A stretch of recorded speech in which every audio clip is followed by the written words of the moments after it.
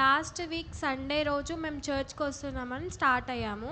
నేను లేచినప్పుడు బాగానే ఉన్నాను, ఆటో ఎక్కే వరకు బాగానే ఉన్నాను. ఆటో ఎక్కిన తర్వాత నుంచి కొంచెం కొంచెం కొంచెం కొంచెం కింద లెఫ్ట్ సైడ్ చర్చికి వద్దామంటే బేతల్లో చర్చికి వద్దామంటే లెఫ్ట్ సైడ్ చెస్ట్ దగ్గర నుంచి ఫుల్ విపరీతంగా పెయిన్, హ్యాండ్ కూడా పెయిన్, నేను తట్టుకోలేకపోయినా అనమాట. కొంచెం కొంచెం కొంచెం కొంచెం కింద వరకు మేము కుక్కట్పల్లి వచ్చేసరికి నాకు చాలా ఎక్కువైపోయింది. చల్ల చెమటలు వస్తున్నాయి, నాకు బ్యాక్ సైడ్ అంతా పెయిన్ వస్తుంది.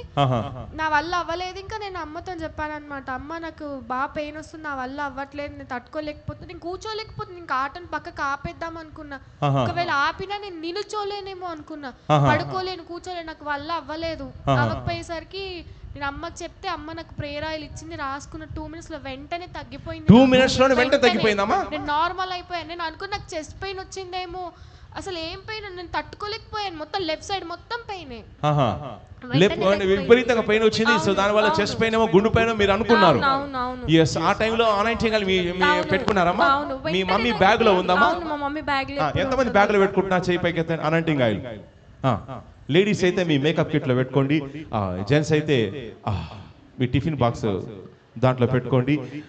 ఎస్, ఎంతమంది పెట్టుకుంటున్నారు? మీరు ఆటోలో వెళ్తున్నప్పుడు ఆ దయ్యం వచ్చి మిమ్మల్ని అటాక్ చేసింది, చేసినప్పుడు విపరీతంగా నొప్పులు, ఒక అనాయింటింగ్ ఆయిల్ లేదనుకో పరిస్థితి ఏంటి మరి?